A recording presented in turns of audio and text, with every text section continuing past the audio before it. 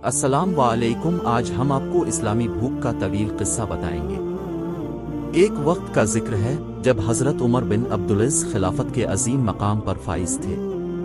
आपकी हुकूमत में अदलो इंसाफ का दौरा था और आपका एक मशहूर कौल था, खिलाफत का मकसद लोगों की भूख को मिटाना और उनकी ज़रूरियात को पूरा करना है। हज़रत उमर ने हमेशा अपनी आवाम की फलाह व बहबूद को अपनी ज़िंदगी का मकसद बनाया और उनकी मुश्किलात को दूर करने की हर मुमकिन कोशिश की। एक दिन हज़रत उमर ने अपने दरबार में कुछ वज़ीरों और मुशीरों के साथ मशावरत की। अचानक दरबार के दरवाजे पर एक फ़कीर आया। इसकी हालत बहुत ही दिगरगुं थी, जिस्म से तवानाई ख़त्म हो चुकी थी और वो बेहद कमज़ोर नज़र आ रहा था। उसने आकर हज़रत उमर से मदद की दरख्वास्त की।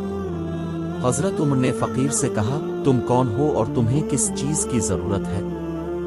फ़कीर ने आहिस्ता से जवाब दिया, हज़रत, मुझे सिर्फ रोटी की ज़रूरत है, मैं कई दिनों से भूखा हूँ। हज़रत उमर ने इस फ़कीर को अंदर आने की दावत दी और हुक्म दिया कि फ़ौरन खाना तैयार किया जाए। दरबार में मौजूद लोग इस वक्त कुछ हैरान हो गए, क्योंकि हज़रत उमर खुद भी कई दिनों से भूखे थे और उनकी हालत भी बेहतर नहीं थी। लेकिन इनकी हुक्मरानी में अदलो इंसाफ की ऐसी मिसाल कायम थी कि वो किसी भी इंसान की ज़रूरत को अपने दिल से अहमियत देते थे। खाना तैयार किया गया और हज़रत उमर ने फ़कीर को खाने की दावत दी।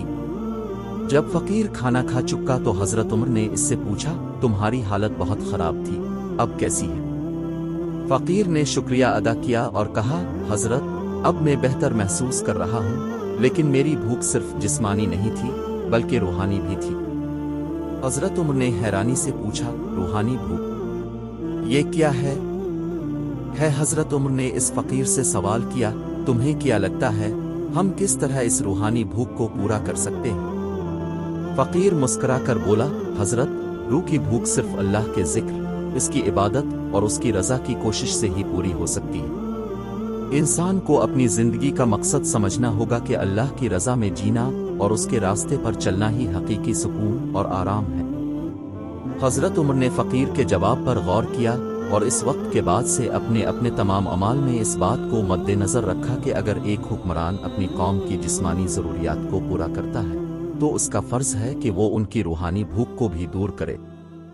हज़रत उमर ने अपनी ज़िंदगी को सादगी, अदल और अल्लाह की रज़ा के लिए वक्फ कर दिया। आपकी हुकूमत में न सिर्फ लोगों की जिस्मानी भूख मिटी बल्कि लोगों के दिलों में अल्लाह की मोहब्बत और ईमान का जज्बा भी पैदा हुआ। यह किस्सा हमें यह सिखाता है कि इस्लामी भूख सिर्फ जिस्म की नहीं बल्कि रूह की भी होती है। इंसान को अपनी रूह की भूख को पूरा करने के लिए अल्लाह की रज़ा की तलाश में रहना चाहिए। इसमें इंसान का सच्चा सुकून और कामयाबी है। हज़रत उमर ने इस बात को अपनी ज़िंदगी में अमली तौर पर साबित कर दिखाया कि इस्लामी हुकूमत का मकसद सिर्फ मादा परस्ती नहीं बल्कि लोगों की रूहानियत को फ़रोग़ देना भी है।